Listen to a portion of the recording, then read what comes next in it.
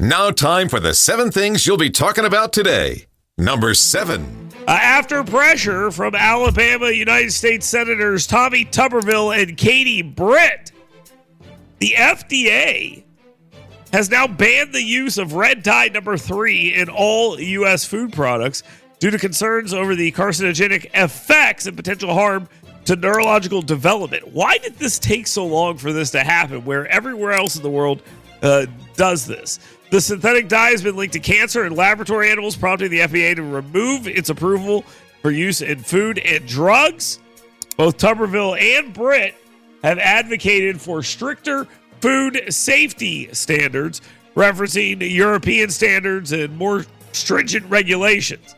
The ban follows similar actions in other countries, including the European Union, like I mentioned, Australia, and it's been welcomed by physicians across the board. This is part of that Make America Healthy Again. What has taken so long on this issue? Number 6. While the media and their Democrats regularly argue illegal voting doesn't exist as a way to combat any balanced security laws, referring to people as racist or Jim Crow lovers or whatever they're doing, well, the facts are the laws are necessary and catch some people who illegally vote and are undermining election integrity.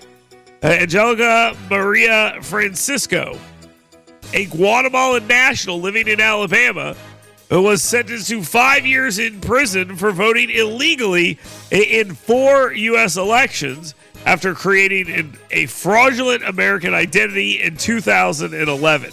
She pleaded guilty to multiple charges, including false claims of citizenship, passport fraud, and aggravated identity theft. Holy cow, lady, what are you doing? You look like you're living a good life. You're out there illegally voting? What are you doing? Why'd you do that? Number 5. Lawyers worry me sometimes.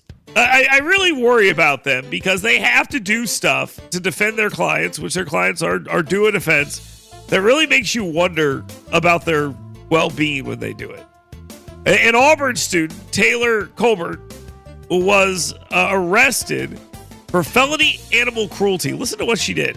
She went on vacation over the winter break and left a husky puppy caged without food, leading to its agonizing death.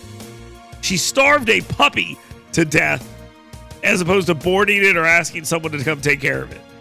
Her lawyer said, the only reason she got charged for social media outrage, which may very well be true and represent the first time social media has ever done anything good, because this person needs to be charged. She got a felony. That's some crazy nonsense. Now they're whining about all the threats against her. You shouldn't have killed a puppy then. Number 4. President-elect Donald Trump stated that the ceasefire between Israel and Hamas should be finalized before his inauguration, emphasizing his involvement in the progressing negotiations and warning the parties involved that they better get the deal done. Hamas has been generally the holdup here. But I'm telling you, the pressure he's putting on Israel matters as well. Israeli Prime Minister Benjamin Netanyahu thanked both Trump and Biden for their efforts in advancing this cause. But Trump's envoy, Stephen Witkoff, warned Netanyahu not to derail the Gaza ceasefire deal. Lots of pressure being put on Israel here. It's very interesting. Emphasizing Trump's commitment to the agreement. He just wants a deal. I'm sorry. This is accepting a less than good deal because you want a deal. Okay? And this is giving power to the bad guys. And some of the hostages' parents are pointing that out specifically. They want their kids back then. Number 3. Alabama State Representative Susan DeMoss from Hoover is spearheading legislation to allow nursing mothers to be exempt from jury duty in Alabama. Sounds very aggressive, spearheading the legislation. Wow. Prompted by incidents where mothers like Candace Brown face challenges and threats from judges who said, hey, if you will not do your jury duty without your breastfeeding baby, we're going to take those kids away. She emphasized that at least 17 other states have similar protections and views this as a common sense measure to support parental rights and ensure mothers are subjected to subjective punishments from judges, meaning unreasonable judges being unreasonable. Still no apology from the Jefferson County Courthouse, which is very strange. Very strange. But I think a remedy is coming. Andrew Sorrell had suggested this before. It looks like it's going to happen now. Number 2. All of Alabama's U.S. House members, both Republicans and Democrats, voted in favor of the Preventing Violence Against Women Act by illegal aliens. This is so weird because I went and looked this up.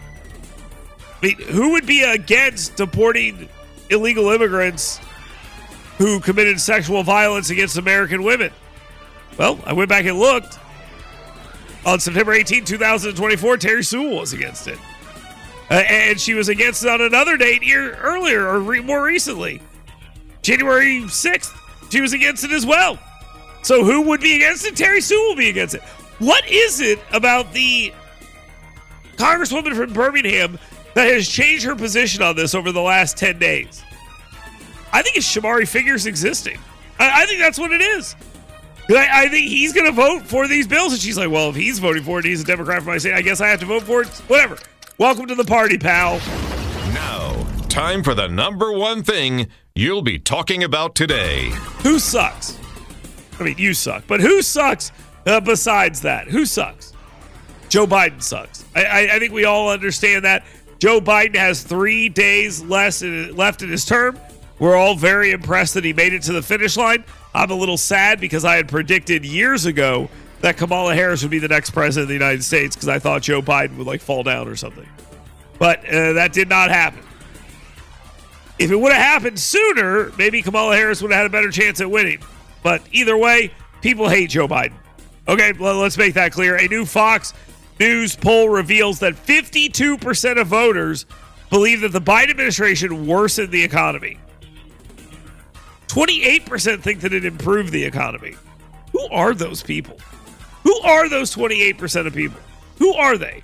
Are they people that got student loans removed, forgiven? Who are these people? Oh yes, the economy's better. Yes, the economy's great. Guys, all you have to do is think about this. Look at your grocery bill. That's it. That's the only thing you need to do. That is it. Look at your grocery bill. Your grocery bill is significantly higher today than it was 4 years ago. Cindy tells me because I don't go to the grocery store. But she tells me our grocery bill is significantly higher than it was before Joe Biden took office. That's it. That's all. That's the number 1 thing. 89% of voters were worried about inflation. Let's see if I understand this correctly. I just want to make sure you get this. 28% said the economy improved, but 89% are worried about inflation. So if the 11% that aren't worried about inflation are part of that 28%, that means 17% of Americans in this poll think that the economy has improved and they're worried about inflation. What's wrong with these? What are you doing? What are you doing? 42% say they are falling behind financially, a 15-point increase since Biden took office. And I'm one of those. I'm falling behind financially from where I was. I mean, I can tell you that. That's how I feel. As Biden's presidency ends, his approval rating stands at 42%. Lower than Obama and Clinton, but higher than George W. Bush, with personal favorability also declining from 59% in 2020 to 40% now. People hate this guy and are ready for him to go. And I can't tell you that I'm not ready for this guy to go away as well. What an absolute embarrassment this has been. But it's fitting because this guy, and I told you guys this years ago. I've been telling you this the entire presidency. Joe Biden is a lying scumbag.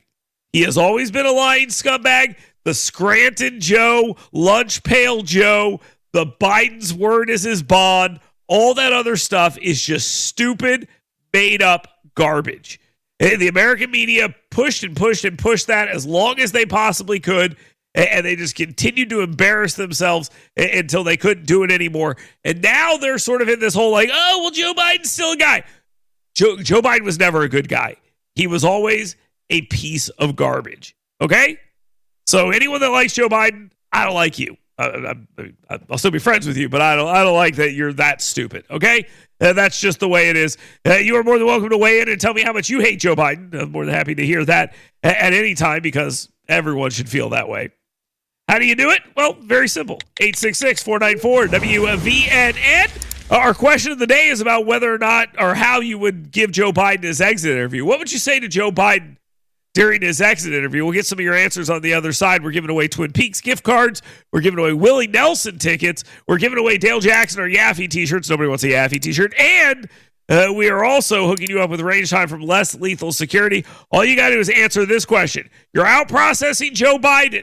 What are you saying to that guy? And we'll get your answers there. You've got mail. You can email me, Dale at WVNN.com as well. We'll come back.